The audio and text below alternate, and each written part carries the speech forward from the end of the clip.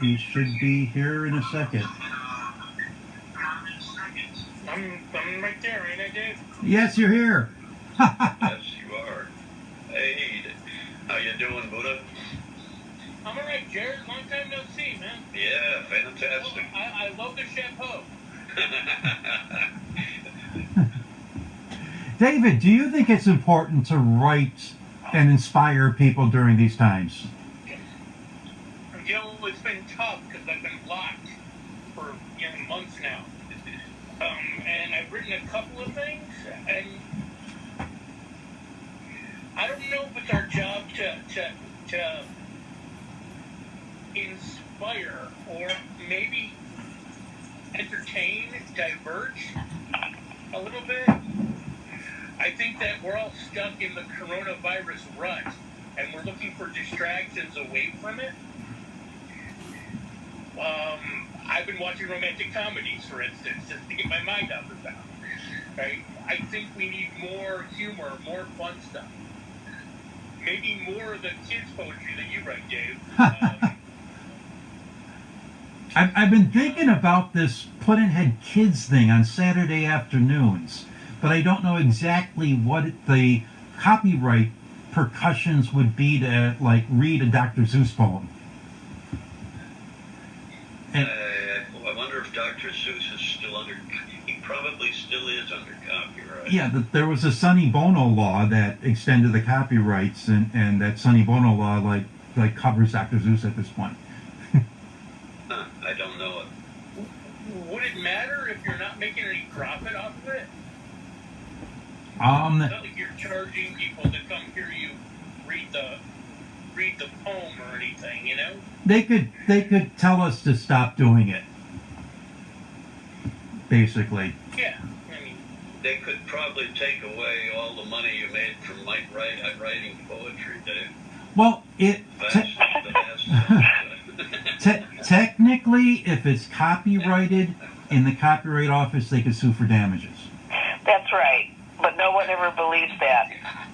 And I don't know if you've ever had this experience, Jared. Have you ever discovered that somebody's posted your work without ever asking you, and that you don't even know them? Oh, yeah. happened to me at a reading. No reading. Did somebody read one of your pieces? And an audience member caught it because the audience member was one of the offended poet's students. Oh my. Well, I actually discovered one of my poems by accident. I was Googling. I was trying to find something that I was on, and I'd Googled it, and something else came up, and I discovered a poem that I'd written in 1985 on a Canadian woman's webpage. It was about a lighthouse, and she did have my name on it. I mean, it wasn't like she stole it and put her name on it, but I have no idea who this person is. I have no idea where she got the poem. So I wrote to her, because you can, there's a way sometimes with websites you can contact them. She had absolutely no clue that that was illegal. I have a feeling it happens a lot. Yeah, but it's it's an honor at the same time. That's one way to look at it, and kind of what I told her was, I really appreciate that you really like this poem. Just so you know, in the future, you need to let the person know you're going to use it or ask for permission. You should ask permission. Absolutely. On the upside, she actually credited you with writing it, so yeah, that's something. Yeah, I mean it was, but it was odd because I would never dream of doing that. I mean, I would never dream of just randomly putting somebody who is not in the public domain, Although when you think of it, though, people put like Mary Oliver poems on their websites all the time, so maybe the times are changing. But I was always taught that if it was copywritten, it was illegal. Even if you put their name or anything to use it, it's not the same as plagiarism, but it is a copyright issue. I just don't think anybody plays by those rules anymore. We have a Facebook comment here from a lawyer, and he says could be liable for presumed damages Yeah. Dr. Seuss Uh-huh. heirs would not have to prove your profiteering or their loss. No, It it's just the used point. to You be cannot use someone else's it work. used to be It's not $20,000. Now it's up to $100,000 Yep. if we use it without permission. But it doesn't happen with poets. I don't know of any poets that it's ever happened to. I do know of a children's story writer that sued and won a lot of money. But that's a little different, you know. Yes, no poet has that kind of money. $6 off of poetry, right? Right. And there are licenses you can get, for example, if you run a coffee house, to be able to use music without that. But I don't really understand the logistics of it, but I think people can do that, but they have to pay for that license. Yeah, it's a passive entertainment license, and the Something money like that. is distributed I have from the no authors. idea.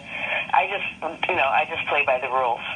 That's all. You know, and you develop a reputation for playing by the rules, and it's important. It's a matter of integrity. And if we as poets I think so, don't too. respect each other enough to treat each other honestly and with dignity, how can we expect anyone else to take poetry seriously? Right. But on the other hand, I will say, if I put something on Facebook and someone shared it, then I would not consider that any kind of problem. Because I put it there knowing full well it could be shared. So that's a little different. And I think that was one of the reasons I was a little frightened of doing it in the first place. But then as long as your name's on it and it came from you, I think that's okay then. That's a little different with social media. I don't know that it's happened yet, but if you put a you know, things have changed a lot. or on the web at all, you're basically saying it's okay to copy it, folks. Well, Yeah. technically, How many times it gets shared? technically on Facebook, if you post something on Facebook, you're giving them the right to giving everyone on Facebook the right to share it. You're Right, still that's supposed what to keep that's your what I name meant. connected with it. That would be an exception because it's like you own it and you're saying, here it is, and if you want to share it, that's fine. Mhm. But that's a little different than somebody seeing your work in New York Quarterly, like you say, and all of a sudden it turns up on a website in Nova Scotia without your permission. That's very odd to me somehow. One thing that can happen there, and I've seen it happen with my work, is the magazine can sue. Like the New York Quarterly can sue. And as a matter of fact, when you put out, certainly when the New York Quarterly book press puts out a book, you have a long contract saying this is what you can do, this is what you can't do, this is when we'll sue you or whoever did thus and such. It's a very good, strong legal contract. The small independent presses, which really discover good new poetry, mostly can't do that. They mostly don't have the resources. And you know, the other thing is, since David, you would be in that category, you probably wouldn't mind as much either, right?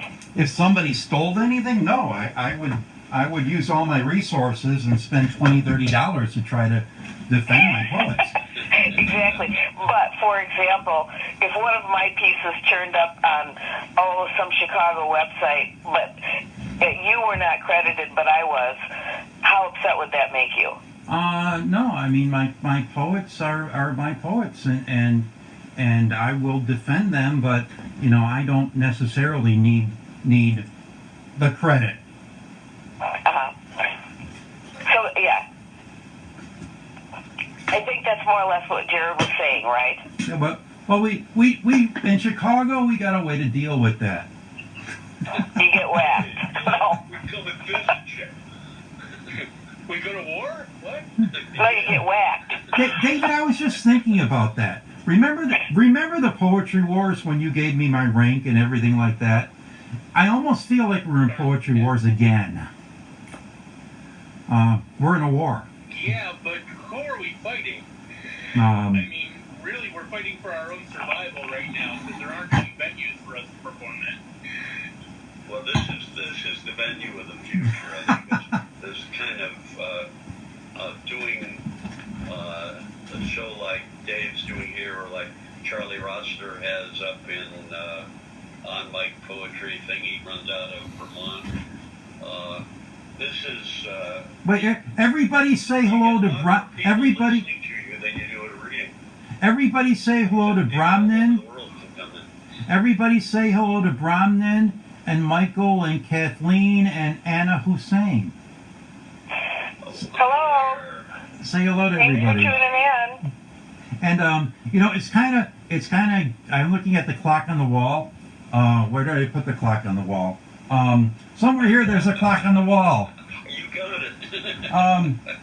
You wouldn't believe what my office looks like, but somewhere there's a clock on the wall here. And can you guys read one more poem, and then I'm gonna read a poem for a memorial poet, and then we'll do this again sometime. This was fun. That sounds neat. This was really cool. Absolutely. This is new stuff. Who would like to go first? I read two.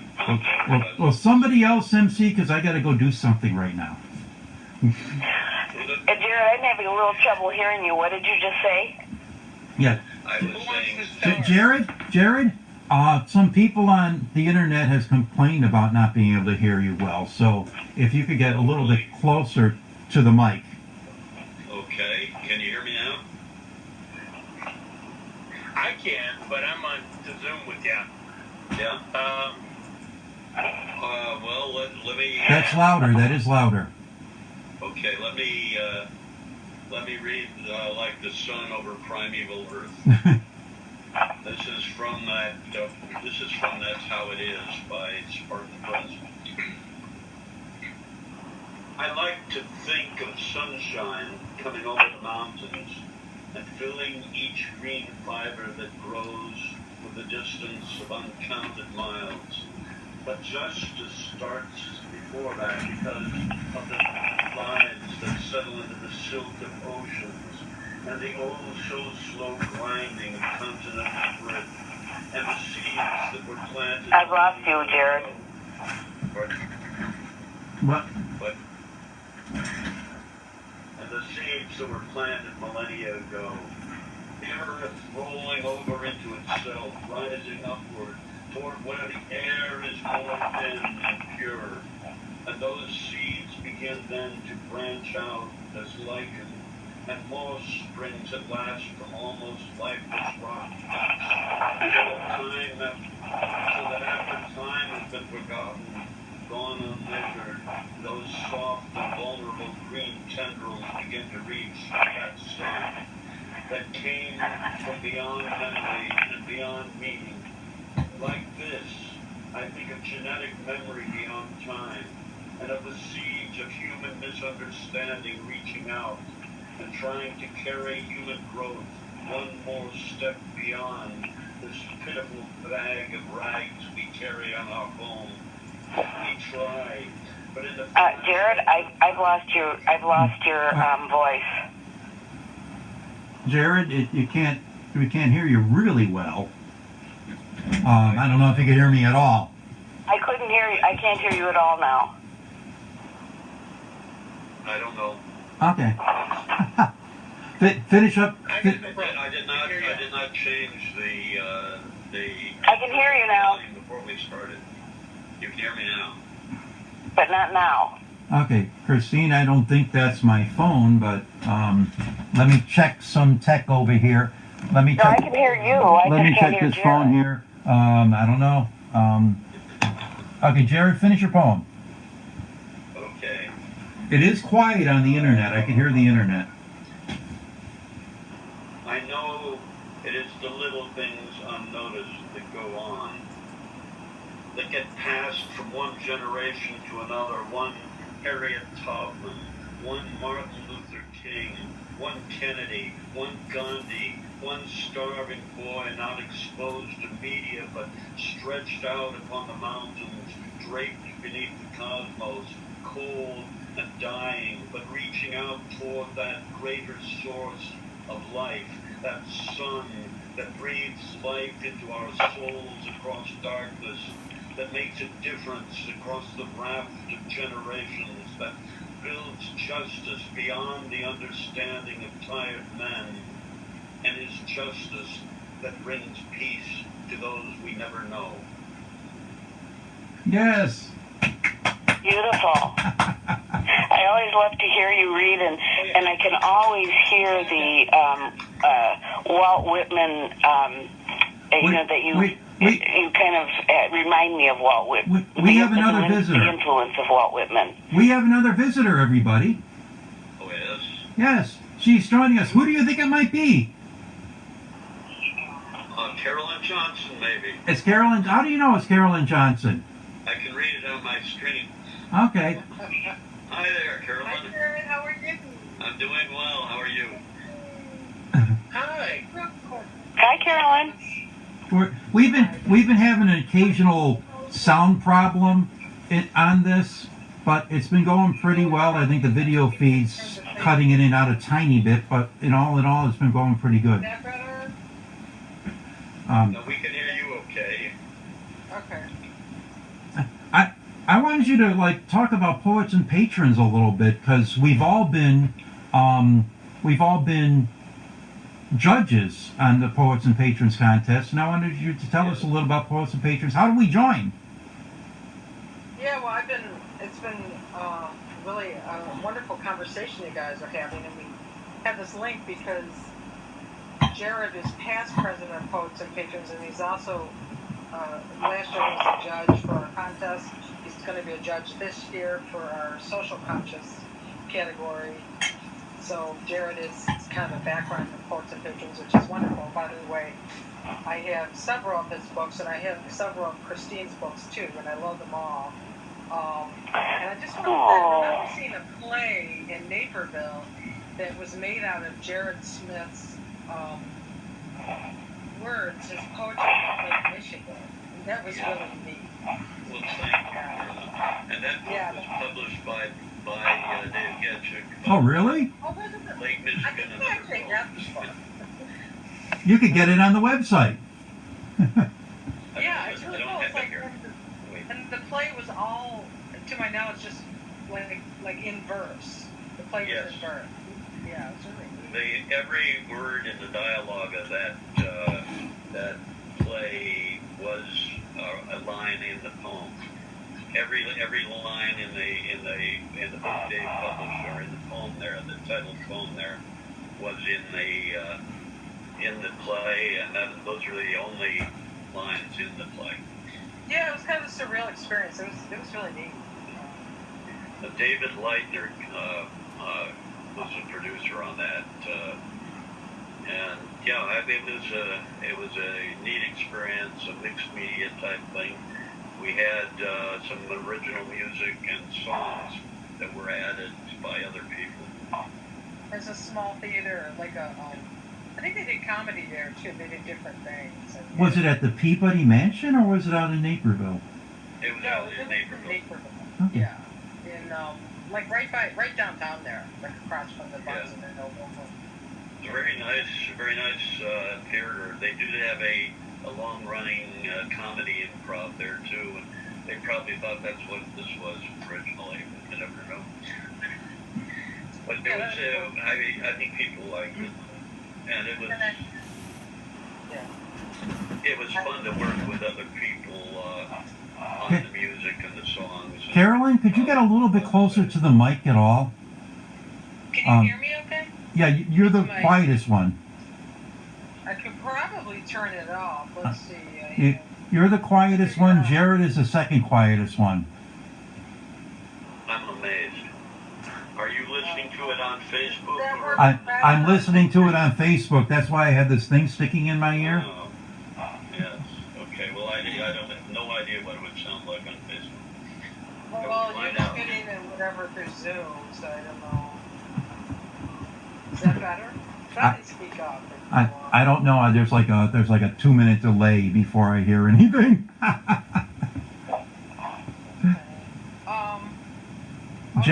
Jared, you're exceptionally quiet. Pardon? Okay. Yeah, I don't uh,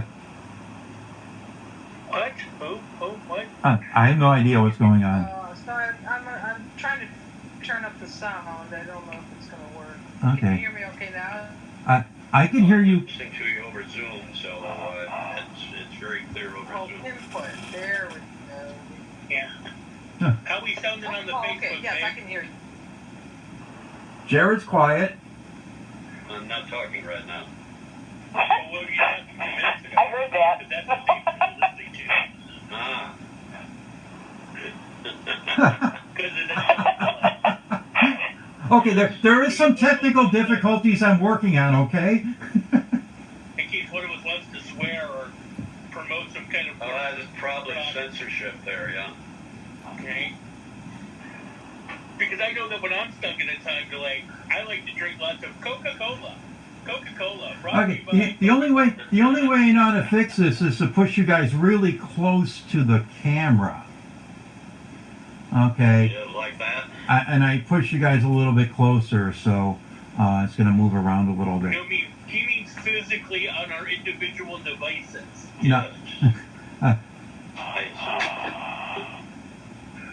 I mean, we can get in close, and it's not going to make a difference. I don't know. To move the actual Okay. electronic Next time you guys are on, I'll have a better microphone system and a better speaker kind of thing. Yeah, but if that's it's the second time you've done this, right?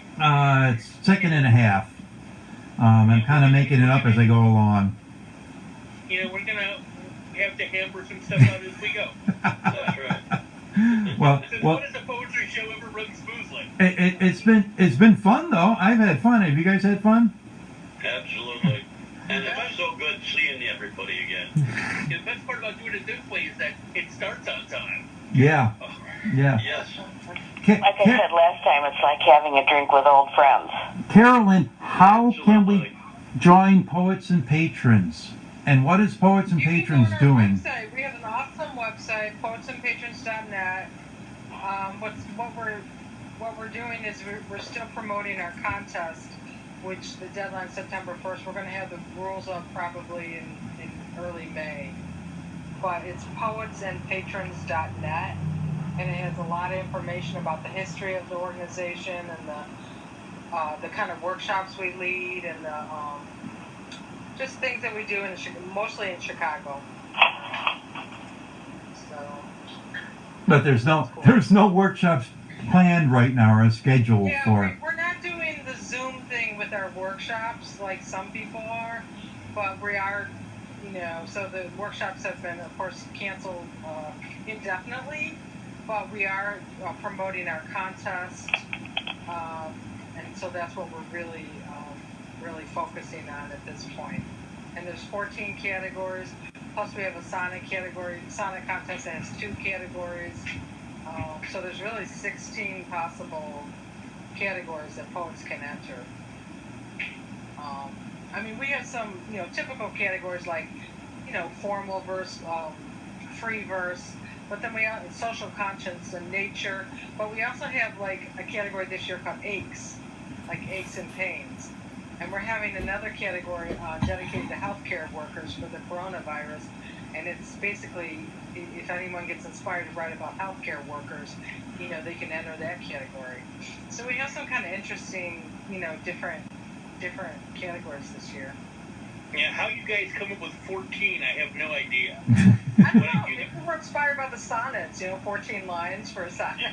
Yeah, well, when I do the pentathlon, I have problems coming up with 5.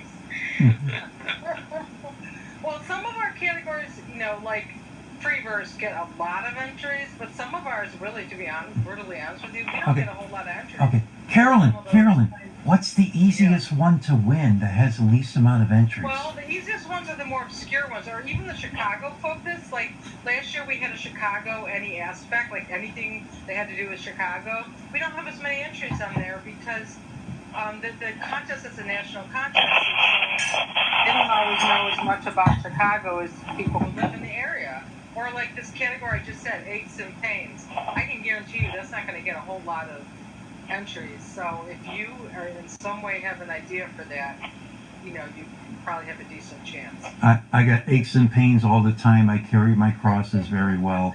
So you'll have to. Oh, you got first place there, Dave.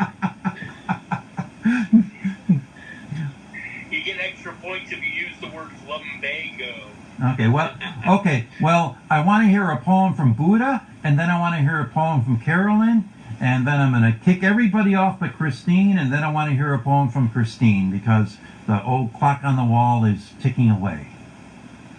So, Or Buddha. ticking are we?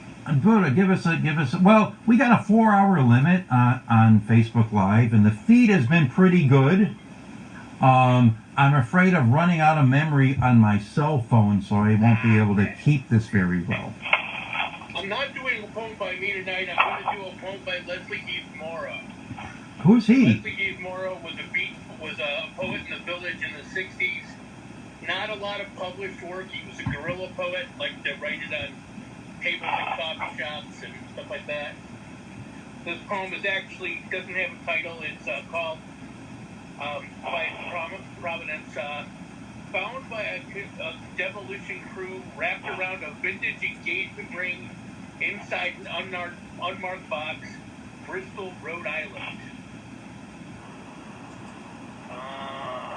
Outside the pawn shop on 8th Avenue, I watch, gawking with a pocket full of quarters and hands, the rings on the countertop telling tales of Scott and Zelda, perused by yesterday's mad cow butcher, mornings, marriages, and monetary concerns.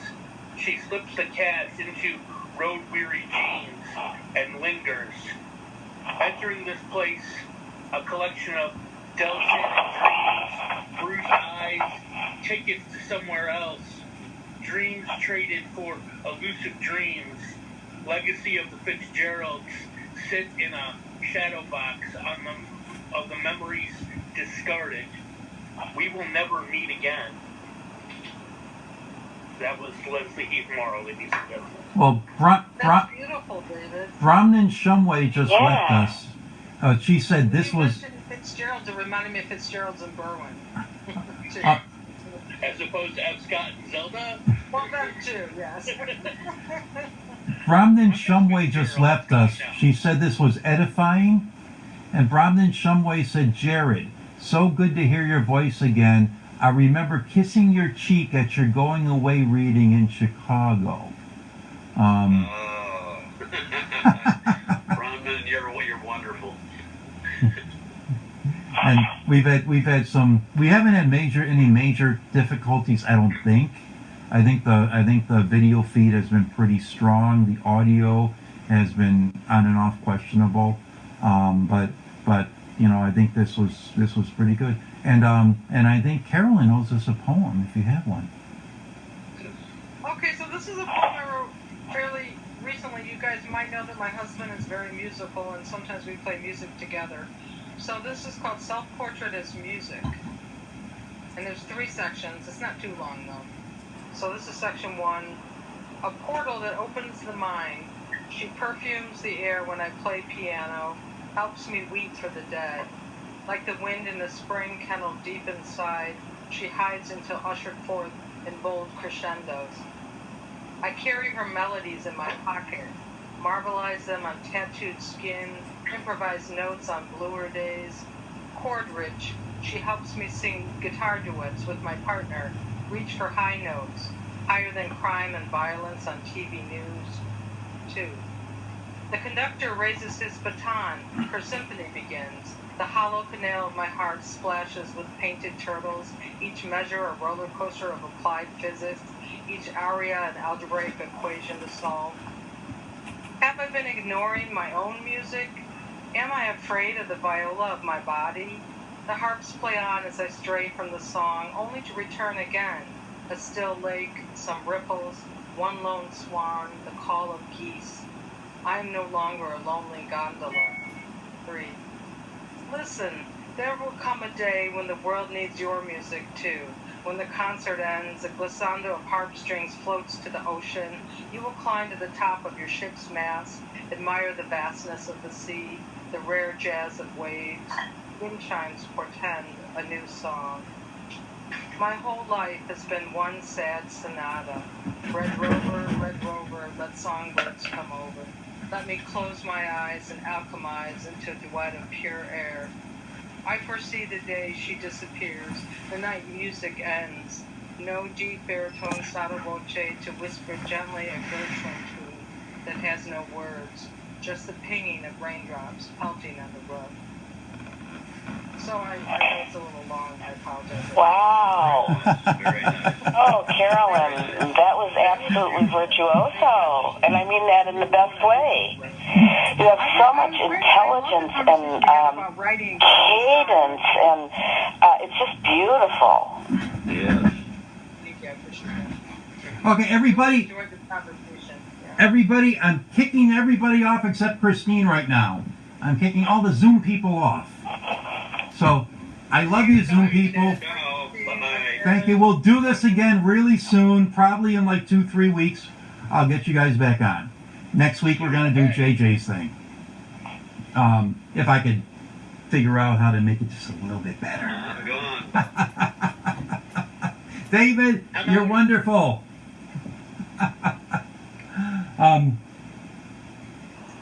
And what happens is the person who talks is always like it's not on the way I have it set up is always featured on Zoom. I want to check our sound really quick because we've been working pretty well. Hi, Christine. Hello, David. Did you have fun? Yes. Okay, I'm going to get rid of Zoom. I'm going to do that by doing this. Okay. Okay. I just banged into you. Okay. This is a really Mickey Mouse operation. Right. So did you want me to read a poem? I would like you to read a poem, and I wanted to thank you for being on. Okay. And Thank you. I hope you had fun, and I hope and I love the conversations that you had with Jared, etc. Yes, we could have gone on and on, I right? know you could have gone on, and if I was on a computer and I could schedule it out, I would have let you guys go on and on. Oh, sure. It was fun. But on my cell phone, if I want to save this, we're pushing the limit, and I want to repost it on. I want to repost it on Facebook. I want to repost it on YouTube, and I could only do a high resolution if I could save it on my cell phone. There's all these weird things going on that I don't know anything about, so there's probably a way to get around all this, but I'm an idiot. I just run a show, okay? And a show is a show, and this was a show, so thank you for being on it. And read us a poem, and then I'm kicking you off, and I'm having a memorial to a dead poet. Okay. I'm going to read a poem that I wrote about 2 weeks ago, and it's not full of despair, although it is a coronavirus poem. No despair! It happened that we had a tornado right in the middle of this all. And so it all came together, and this is called Forgetfulness, Stream of Consciousness in the Age of Corona. From time to time, I forget we are sheltered in place. Partly, this is because at age 70, I am mostly sheltered in place anyway, becoming more domestic, even Zen-like, with simple chores like laundry, dusting, and gardening. Today in the garden, raking wet leaves, discovering all the life beneath the tree, the snowdrops that made it through last week's tornado that didn't hit, but sent us into the basement, sirens screaming, the crocus surprises buried by squirrels, the promises of lilies, hostas, and so forth. Soaking up the vitamin D, the sun, the wind more manageable, I forgot.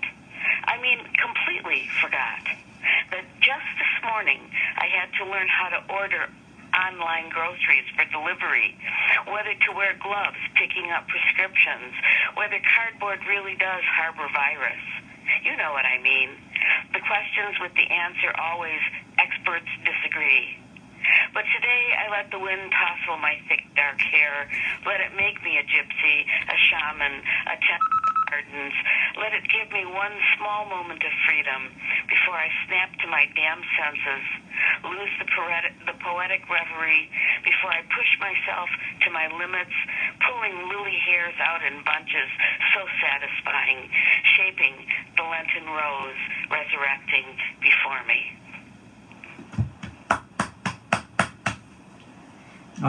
Thank you, Christine. Thank you, David. I don't know if you hear this beep, beep, beep going on, too. The beep, beep, beep is a signal that the battery's running out on your speakerphone. So... well, I'm not on a cell phone, so I don't know how that can be. But my equipment is running out. Okay. So I'll let you know. I'm kicking you Bye-bye. offline. I will call you tomorrow. I love you. Okay. Thank you for being on. Thank you. Bye. Bye. That's almost the show for tonight. I'm gonna have to lighten up the mood a little bit, and then I'm gonna have to darken up the mood a little bit. You see, at the Gallery Cabaret, I run a thing called History of Chicago Poetry on Facebook, and at the Gallery Cabaret, I started this thing where we always read the poetry of a departed poet, and we had Gregory Curry die recently, so I want to do a quick memorial to Gregory Curry. That's John Dixon in the background, and above him you could see a picture that Dan Cleary drew of me. So that's my buddy Dan Cleary drew that picture. But I want to do this for my friend Greg Curry right now.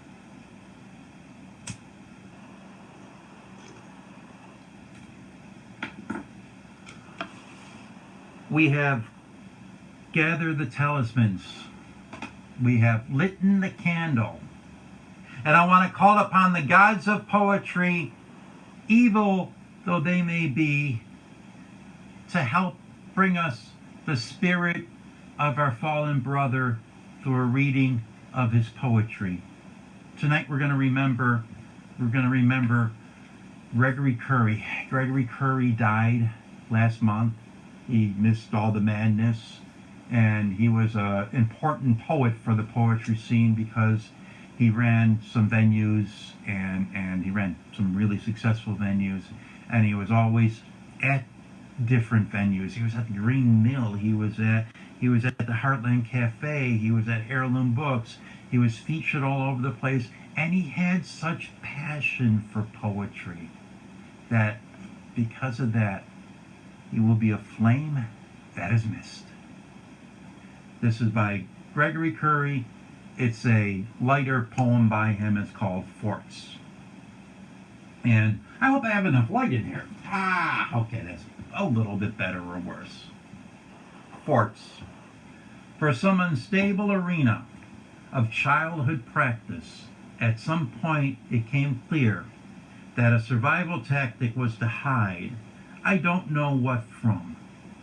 I would build pillow forts on couches and peer out through tiny openings to watch cartoons with which the amount I watch now, it seems I need to have children, as it is the only way I can justify the amount I watch. Boxes were spaceships. Couches were castles. Neighbors' cats were villains we had to assault with our cat guns. We never heard of global warming. First-person singular shootings are actually of the human ability in cases like the Holocaust of Pol Pot. Not yet spent time pondering in European cathedrals, or if Kafka was right, before the transformation, we were kids that had not yet been awkward. Middle school dances where the girls were on one side of the gymnasium and the boys on the other, and they were all taller than us. We are the last generation that remembers using payphones. Take my hand. That remembers our version to clarify our version of the Kennedy assassination, when the towers fell. In northern New Jersey at the county college as the dust was falling, my professor still held the accounting class as though nothing had happened. Take my hand. Drones are now a real thing and being used. Take my hand. More voted for the initial season of American Idol than in the last election. Take my hand. Remember when we were just kids in the blue jean 505s and t-shirts. As you get older and things proceed to happen, parents get divorced. When you're no longer responsible for you growing up in varying shades of Xanax, school shootings, war, and towers falling. Meet me at my place. I've bought 8 extra pillows for just such an occasion. Our forts can still stand if we remember how to build them. Our forts can still stand if we remember how to build them. That was a poem by Gregory Curry. Thank you, Gregory. Thank you for sharing your poetry with us. And that's our show for tonight. And go to Chicago Poetry. Go to History of Chicago Poetry. Go to puddin'headpress.com. Puddin'headpress.net or puddin'headpress.com. We just started carrying the Happy Taper magazine, so check that out. Buy a copy of Happy Taper, and you can buy copy 6 in advance if you send me an email. We'll get you copy number 6 when it comes out. And I plan on doing a lot of work in my other businesses this week, unfortunately. But I'm going to be pushing some more used books, and by next weekend I might have another poetry newsletter. So sign up for the poetry newsletter, phbooks@att.com. And I hope you had a good time tonight. And thanks for coming, everybody. And this is Greg Curry's book.